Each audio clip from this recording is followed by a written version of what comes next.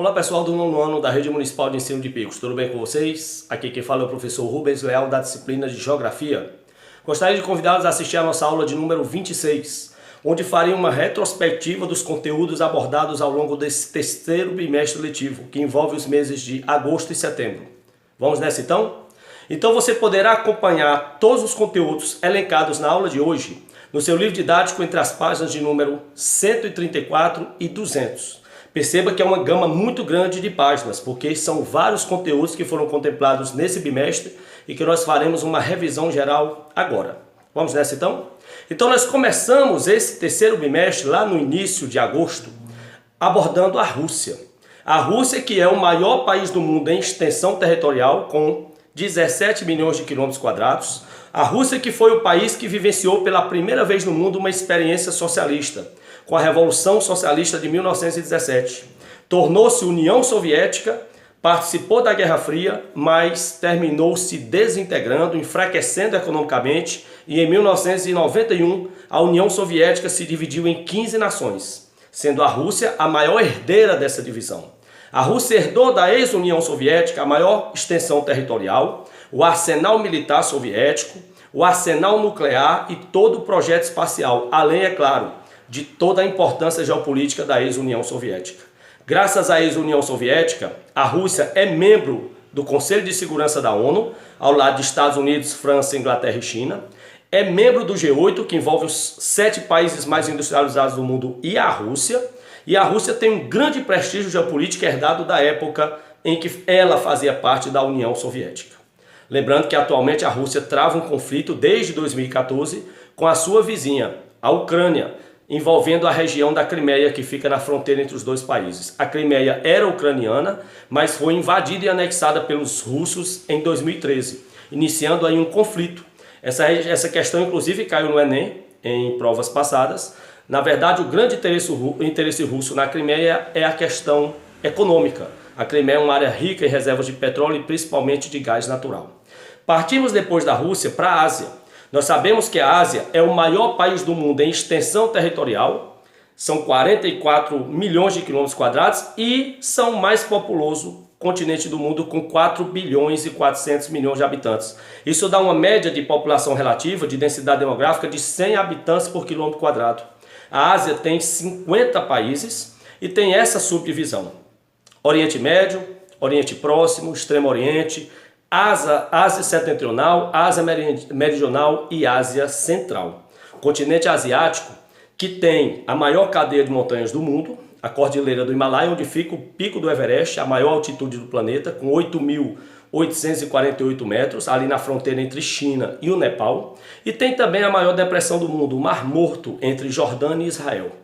A Ásia, que é um continente bastante heterogêneo, do ponto de vista político, econômico, religioso, cultural, por ser uma dimensão de países, uma imensidade de países distintos, existem níveis totalmente diferentes. É um continente muito diversificado, heterogêneo. A Ásia, que tem uma série de religiões, sistemas políticos, sistemas econômicos e vivencia vários conflitos ao longo do tempo. Principalmente no século XX, nós podemos perceber os conflitos árabe-israelenses, o conflito entre Israel e Egito, Israel e Líbano, Israel e o povo palestino, a guerra entre Irã e Iraque, a guerra do Golfo entre Estados Unidos e Iraque. E agora, nesse início do século XXI, nós podemos observar principalmente a guerra civil na Síria, que se arrasta há vários anos e já vitimou milhares de pessoas. A Ásia é um continente bastante conflituoso também, porque como há uma grande diversidade de povos, de vez em quando eles se enfrentam e entram em confronto, em guerra armada. Lembrando que a Ásia também é um berço de grupos extremistas, de grupos terroristas. Na Ásia nós temos o Estado Islâmico, a Al-Qaeda, o Talibã, o Hamas, a Jihad Islâmica, o Hezbollah. São apenas alguns grupos terroristas que promovem atentados, principalmente de ordem religiosa, no continente asiático. Da Ásia, nós vamos para a sua grande potência especificamente, que é a China. A China é o país mais populoso do mundo, atualmente é 1 bilhão e 460 milhões de habitantes. Só não tem uma população mais numerosa porque durante 36 anos o governo chinês adotou uma política de restrição à taxa de natalidade, a política do filho único, obrigando os casais a terem apenas um filho. Essa política do filho único foi adotada na China entre 1979 e 2015.